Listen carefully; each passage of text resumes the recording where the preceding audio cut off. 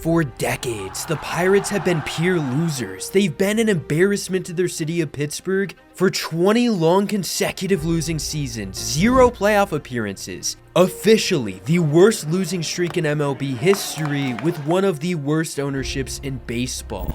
It's safe to say that after all the heartbreak, the only thing fans desired was hope, victory, and most importantly, playoff baseball. A playoff win in Pittsburgh for the first time since 1992. But how did one of MLB's worst teams become one of the best? What steps did they take on and off the field to have fans lining up like this? I want to break down this playoff run because right now in 2026, it looks like they're finally getting competitive again, and I'll talk about that in this video too.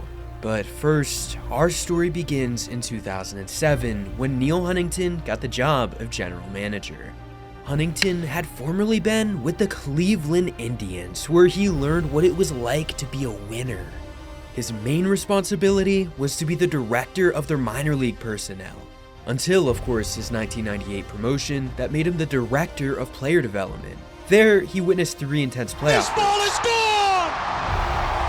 A 3-run game-winning home. The guy spent 16 years in professional baseball. Huntington was taking on an impossible challenge and now building the Pittsburgh Pirates. However, he was just the guy for the job that Pittsburgh needed, a smart analytical approach to modernize a front office of failure. They were ranked the 26th minor league system amongst 30 teams. But there was one player in that organization who couldn't wait to come up, and that is none other than Andrew McCutchen. As McCutchen gets into one to left field. It's a great opportunity. I'm very excited. Glad I'm a Pirate. A few years later, they signed international free agent star Starling Marte. A year later, they drafted slugging third baseman Pedro Alvarez out of Vanderbilt University. A player so good who had once received the label by Sports Illustrated of being the best pro prospect and favorite to be drafted first in 2008. By 2009, Andrew McCutchen was finally making his debut. All game, he was busy driving a single straight up the middle, dropping one into center field. On fire, stealing bases. This was just the beginning of McCutchen in Pittsburgh. Fly ball to center. McCutchen is there. What a play! Gone. A home run for Andrew McCutchen. Deep to left. Andrew McCutchen has done it again. Ultimately, the Pirates finished last place in the NL Central, a trend that had been going on for years. We were in 2010, and they were not close to being good anytime soon, but made a variety of moves to help them contend over the recent years. From the draft of second baseman Neil Walker in the first round, or drafting Tony Watson in the 9th. As a whole, their system was being revamped. In the trade department, their top breakout hitter was shipped to Atlanta for 2 prospects, starting pitcher Charlie Morton and starting pitcher Jeff Locke. This was an extremely controversial deal. They traded away a 27-year-old and an instant 25 home run power bat. And the list of moves goes on. They drafted pitcher Jameson Taillon. They acquired hitter Josh Harrison. They were slowly hoarding more talent by the day.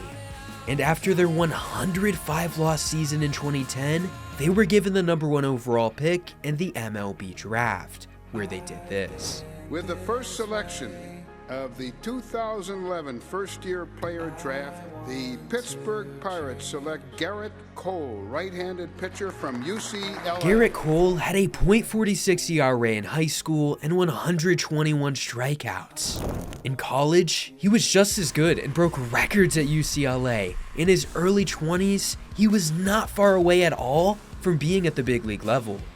This was just the half of it. The Pirates hired a new manager, Clint Hurdle, who had been around to a few organizations, but had never been manager. We're going to improve. I mean, we have a plan. Our plan is to play a World Series. To play a World Series, you got to win a lot of games.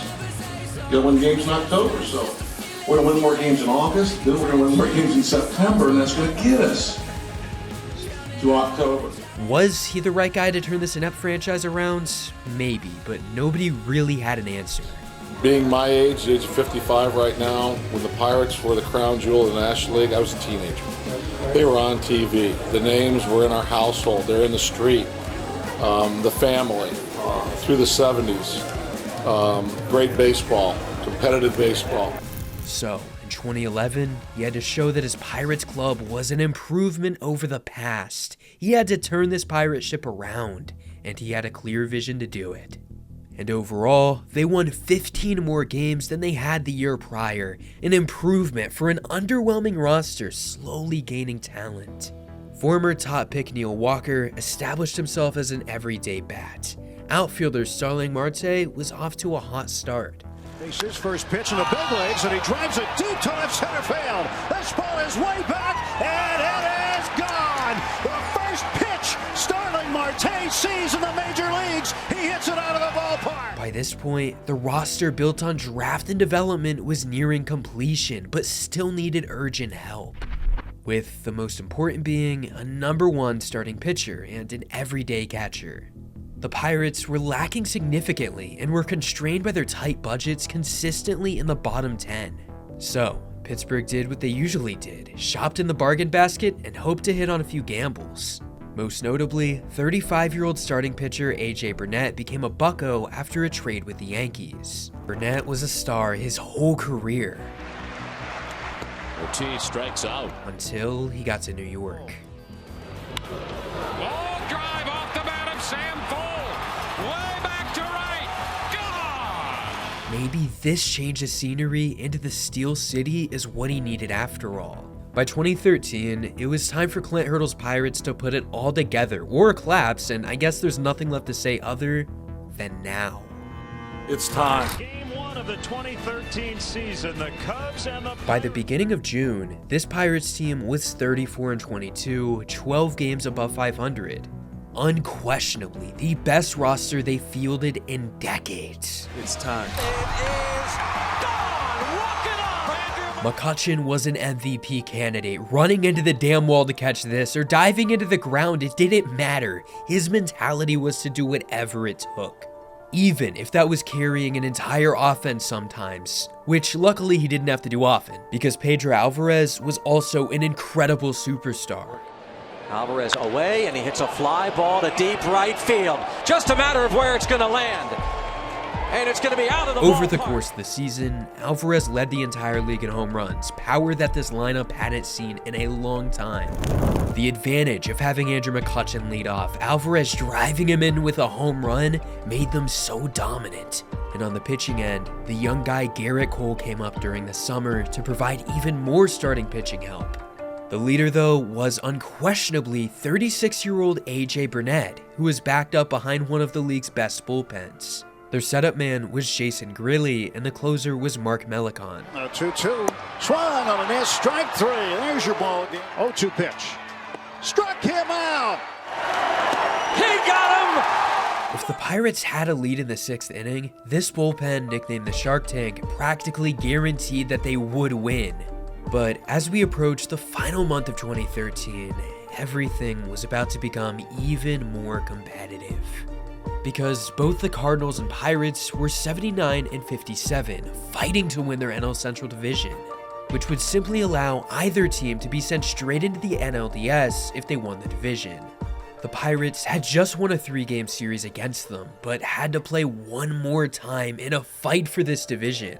The Pirates got smacked, so how did the rest of September go? The Pirates finished as a 94-win team, their highest win total since the early 90s. I'm talking about Andrew McCutchen hitting for a .317 batting average, the highest in baseball. Defensively, he was cleared away the best center fielder in the league. Complementing him was Starling Marte in left field with great numbers. But most importantly, they as a team were more than good enough for the playoffs. The question is, did they win the division over the Cardinals? In this game, they may just win it now, and they do! The best play by the Marlins! Overall, it came down to the final few games, but due to an awful series against St. Louis, Pittsburgh finished second place 3 games behind the Cardinals.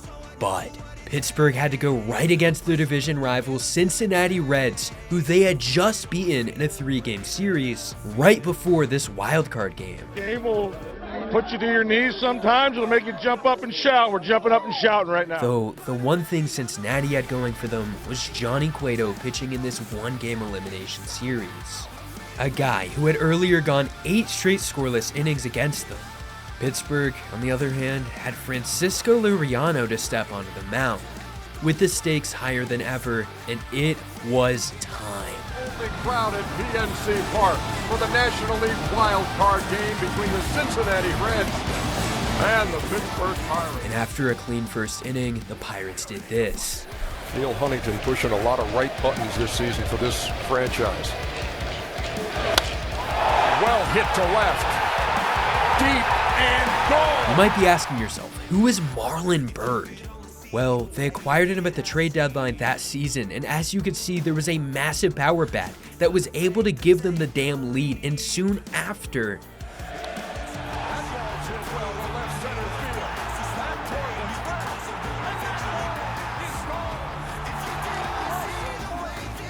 thanks to Russell Martin, PNC Park was loud for the first time in decades, and they just kept pouring it on the Reds as McCutchen then scored, up 5-1 by the 7th inning, and then... That ball is absolutely launched into the Pittsburgh night, and Russell Martin has done it again. As the Buccos entered the 9th inning, their closer Jason Gurley came out of the shark pen to end it. First, he struck a guy out, then a simple pop fly to left, and they were down to their final batter. To second. That's it. The Pittsburgh Pirates are on their way to St. Louis in the National League Division Series. A playoff win in Pittsburgh for the first time since 1992. The Buccos got their first playoff win in over 30 years. Momentum was alive, and they, of course, had to talk to the man of the hour. A game like that, 2 home runs, great job catching. It's just atmosphere. Not in the postseason, that's for sure. I mean, the fans definitely brought the energy tonight.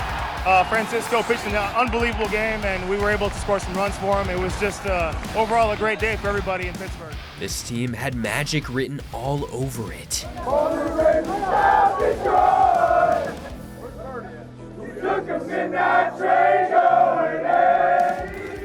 But as you may have heard, the Cardinals were their big upcoming opponent, the team that was well rested, a division rival for Pittsburgh to go against. It was the battle of the aces in Game 1, Adam Wainwright and A.J. Burnett. And welcome to Game 1 here at Busch Stadium in St. Louis in the National League Division Series. But in just the 3rd inning with Carlos Beltran up the bat, and a fly ball hit down the right field line, close to the foul pole, and this ball is gone. It's a home run. unfortunately, at a time they needed him, Burnett just didn't have it that day. So, this brought us to Game 2 of starting pitcher Gerrit Cole versus Lance Lynn. Lynn in his 3rd year had success, but Cole in his 1st year was better. He got out of the 1st inning clean, and shortly afterwards, with Pedro Alvarez up to bat, he doubled in center field. And then, out of all guys, it was their pitcher Gerrit Cole who drove the runner in. They maintained this lead for the rest of the game. As the Pirates raise the Jolly Roger in St. Louis. With the win for Gerrit Cole, taking the ball in Game 3 was Francisco Liriano. PNC Park was packed, every seat taken by a Bucco fan. 3 of the National League Division Series against the St. Louis Cardinals. In 4 career starts, he's won every time he's faced the Cardinals with a 1.16 earned run. Quickly, the Pirates were able to draw a few runners on base. And there's a base hit to left field. McCutchen will score. Morneau will score as well. And a base hit for Bird on the Pirates, leading 2-0. And a hopper hit to Sanchez, who steps on the bag, and the game is over. And the Pirates capture Game 3. The win was thrilling, but the Buccos were soon eliminated after losing 2 straight.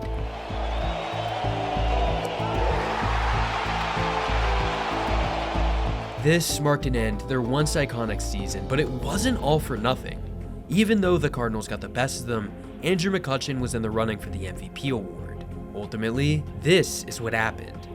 McCutchen became the first Pirate to win the award since Barry Bonds in the 90s. I'm very happy. You know, if I could get up and dance right now, I would, but I don't have enough room to do that. So I didn't know what to expect. I just kind of said, you know, whatever happens, happens. And McCutchen was also a Silver Slugger Award winner, and Pedro Alvarez joined him. We saw 5 total All-Star Pirates, the most they had seen since the 70s. And lastly, their star leader, Clint Hurdle, was named Manager of the Year in Major League Baseball. Were you surprised at all when your name was called over the 2 guys that were up with you? I think my name and Manager of the Year will always surprise me.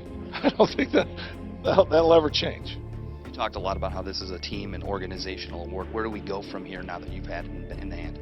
Well, we've got work to do. We're 9 games short of winning the Commissioner's Trophy. 9 games short, indeed. The 2013 Pirates are an example of a rare Pittsburgh tale that doesn't end in a championship.